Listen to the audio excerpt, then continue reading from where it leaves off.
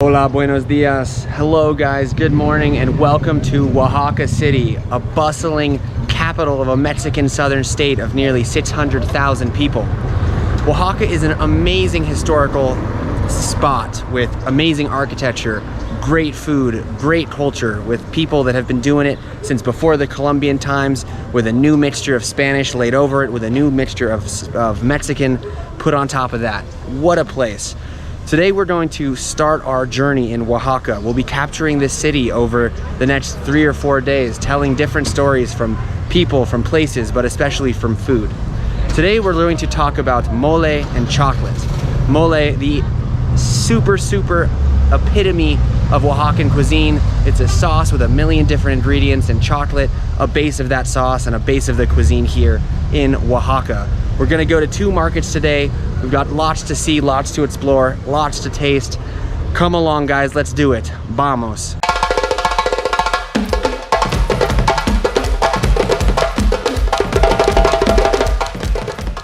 In the center of Oaxaca, you're gonna find 2 main markets. You're gonna find Mercado Benito Juarez, which is an artisanal market, but they also have a lot of like food products. And then you're gonna find Mercado Noviembre 20, so 20th of November market, which has all of the places where you can try the really good local foods that they have here in Oaxaca. This region really is a vibrant mix of native indigenous people culture with Spanish, with Mexican.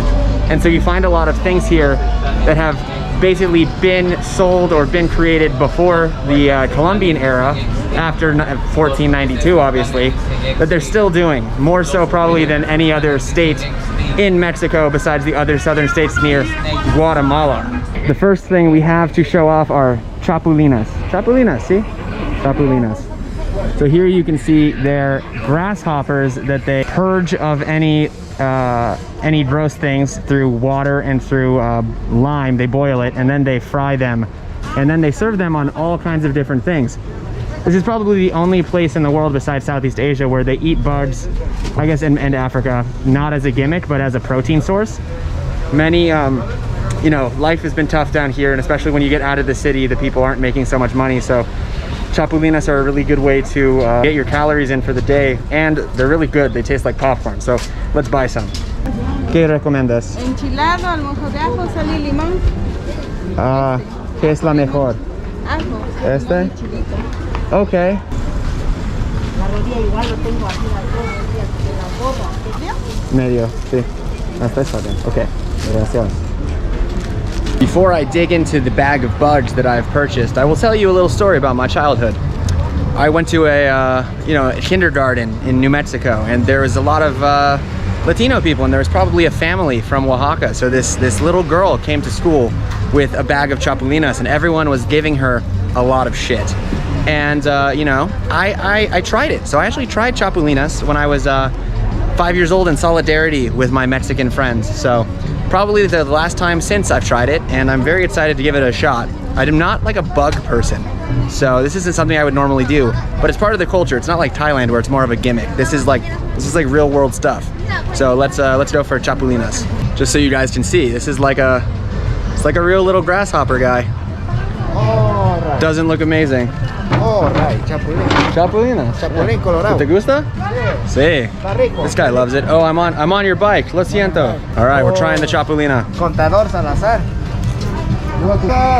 It's actually really good. Me gusta mucho. Yeah. Wow. Wow, aquí en Oaxaca, chido. Yeah, chido. Puro chapulín. Chapulín, way. Oh my God, mira. Oh, Good my stuff. God. I know. So the chapulina, it tastes like salt, and it tastes like limon, lime, and it tastes like crunch. It doesn't taste like bug. It's not weird. It's not freaky. You don't think you're eating bugs. They have a lot of protein. They're very healthy for you. And next time you're in Mexico, grab a bag of grasshoppers. Do yourself a favor. Now let's explore the world of mole, chocolate, y queso. We've now just entered Mercado Benito Juarez, and we're on the search for some local products. As I always say, markets are the best place to find what the local people are eating, what the local people are doing, but more importantly, just to see what's going on. So here, you have some chickens. Chickens in Mexico are yellow.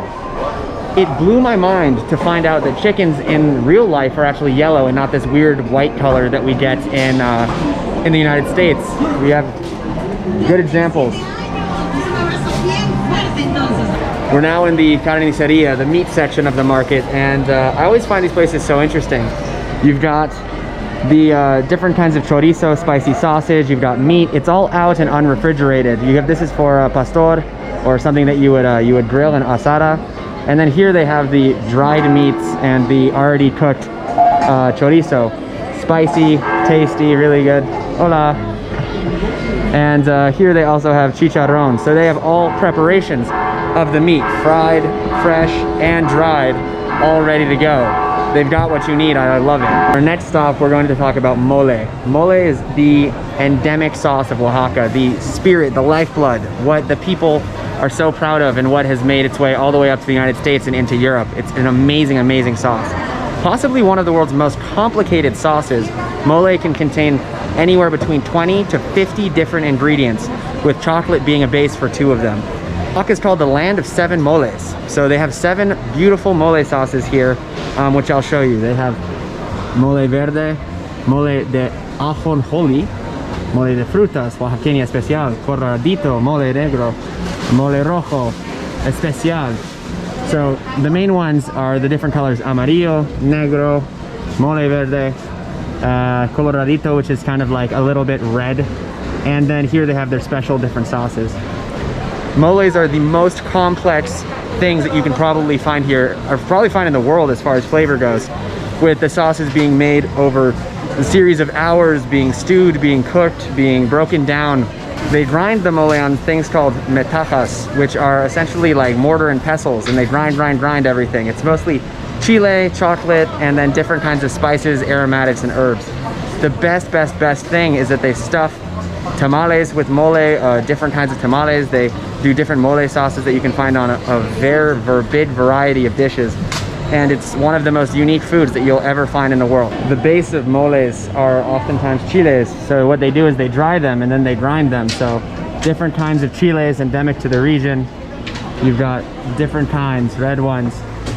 And this also you can find in New Mexican food quite often. These kind of smoky peppers, spicy peppers, you can really choose. There's lots of stuff going on for you to pick and put in your mole. Absolutely delicious.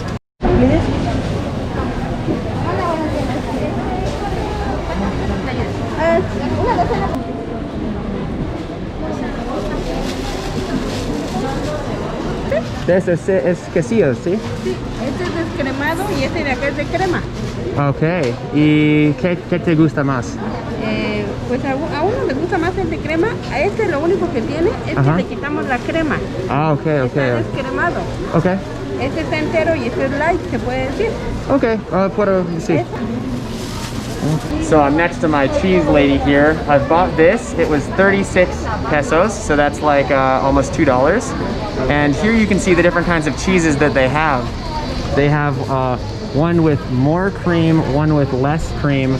Then they have this drier version, which you put on beans often.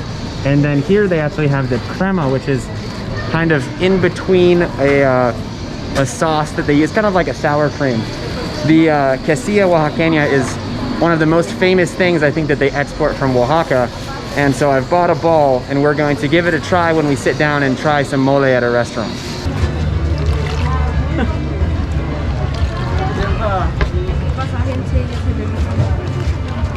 Okay guys, I just procured something very interesting. It's called tejate. The lady explained to me that it is a pre-Columbian drink made out of corn and chocolate with some other stuff in there. I'm gonna do a little research on what it is, but here we go. Oh, delicioso. It's really hard to explain the flavor and what exactly it is. You're getting that cocoa flavor for sure. They put sugar in the bottom, so that means it's unsweetened chocolate. And then there's this froth on top that I can't really distinguish what it is. Really, really good though, really refreshing. Very, very tasty. Kind of tastes like chocolate milk. One thing I can definitely say is that touring all the markets during COVID has been tough. You can see a lot of the stalls are closing or closed, and you can definitely feel for the people. I mean, they're out here working, hustling, but when there's just not the same amount of people coming out and there's all these regulations, it's just really tough to get by. So that's why I like to come to the market. I'm trying to spend money, buy some things, try some things. It's important. Now we're leaving Mercado Benito Juarez over here. Oh, sorry. And we're heading to Mercado Noviembre 20, November 20th market for some lunch. ¿Quieres chocolate? Sí, Vas a sacar la Obviamente. primero. Pero, Pégalo. ¿cuánto cuesta por 35, 3%. 35. ¿Y esta, qué es eso? ¿Es semi amargo? Semi amargo. Semi amargo. Ok. Prendo uno. Muy bien. Gracias. Our last stand in front of, oh, look at this lady. Our last stand in front of Mercado Noviembre 20. I found some chocolate. There was a chocolate lady. I gave her, I think 40 pesos, so like $2 or something, and I got a block of chocolate. The chocolate here is semi-amargo, meaning semi-bittersweet. So this is often used in sauces, used in different things, but you can obviously eat it too. We've got the cheese, we've got the chocolate. Now we need to get the mole. Let's do it. ¿Quieres chocolate? Chocolate a la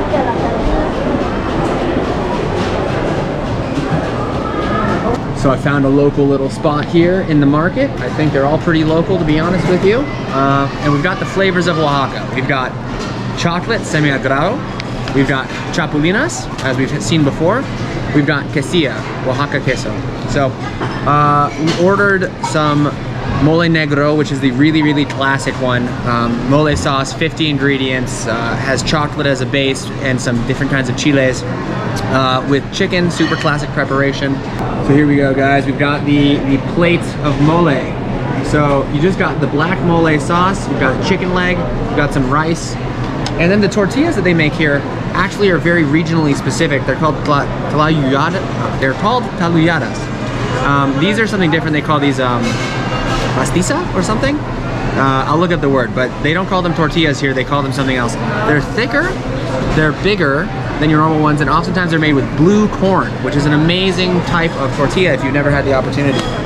So I'm gonna take some of this, gonna give it a little dippy dip. There we go. Let's try the mole. Mole is complex. It's like, at first you get sweet, then you get a little bit of heat, then you get a little bit of the salt. It's a really, really interesting way to eat food. And they have, I guess it absorbs some of this this chicken fat as well. And it makes the sauce really rich, really deep, absolutely delicious. For 70 pesos, or like $3.50, you get a beautiful plate of mole. Super tasty, super, super tasty. It's one of those things that kind of like, you know, warms your bones up a little bit. Now we'll try the quesilla, the traditional Oaxacan cheese. I asked, she said it was a cow's cheese. Here you go, there's a piece of it. Really, really traditional. The crumbly one is really popular and you can find everywhere, but you have to get quesilla when you come to Oaxaca. It's a little sour. It's really got a nice chew to it. And they tie it up, you guys can see here, they tie it up like a rope, kind of. And yeah, sour, pretty neutral, but really overall very, very tasty cheese. Very much like American string cheese, but like just better. This is amazing. They have a asada room, like a grill room, and all these restaurants you can just order absolutely delicious grilled meats with like live smoke. It might be the best smelling room I've ever smelled in my whole life.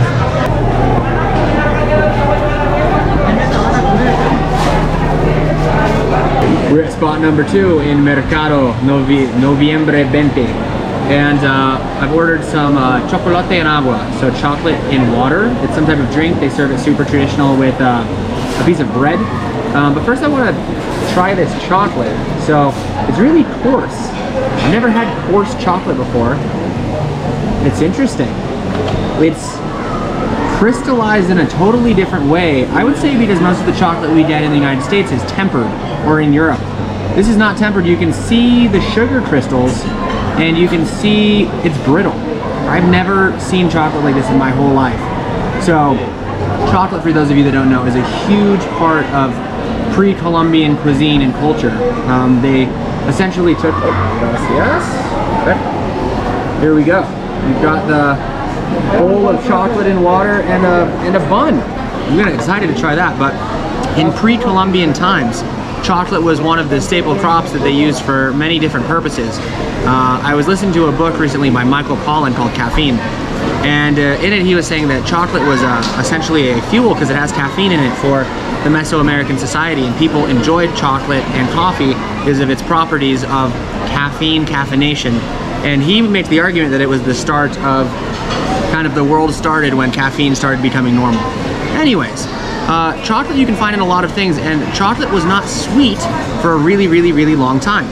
Chocolate only became sweet when chocolate from Mexico was combined with the sugar trade from the Caribbean. There was no processed sugar in Mexico before that, so chocolate was a spice, more like cinnamon or something. You know, you always think of it in this context of it being sweet, but it's not. So let's give it a try.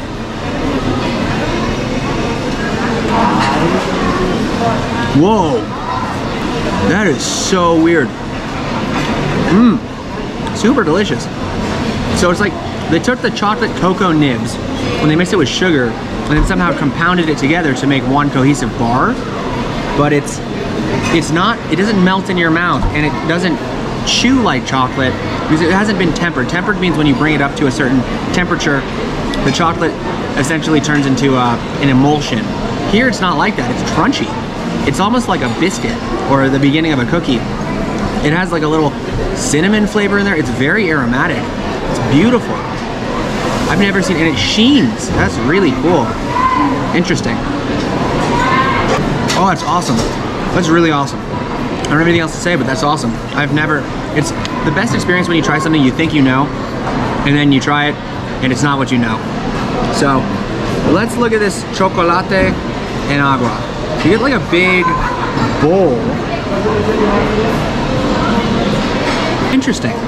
I think we always imagine chocolate being one way, sweet, smooth, creamy, but there's no milk in here, and they've combined chocolate with water to make, and the chocolate here it's aromatic, it's fruity, it's a whole different thing that I've never had before. It's so unique. So what I saw people doing is you take a bun, sweet bun, and you dip it in the chocolate. So let's give it a dip. We get something like that. It's weird to have chocolate in the context where it's not creamy. It's with water, and it's almost like a hot chocolate but with no milk. It's so weird. It's so weird. I've never had anything like this. I love trying things that challenge the way I think about food, and it's light. They're using chocolate more as a spice than as the main event. Beautiful. What a beautiful thing. Yeah. Okay. So we found our last guy. I'm getting a tamale amarillo with chile. What's in it? Chile guajillo. With chile guajillo, something super. Is it Oaxaca? It's very Oaxacan, right? Yeah. But something very traditional, something very Oaxacan. And then we will finish the day. Yeah, please. I'm gonna eat it now. You guys use the red corn, huh? Yeah.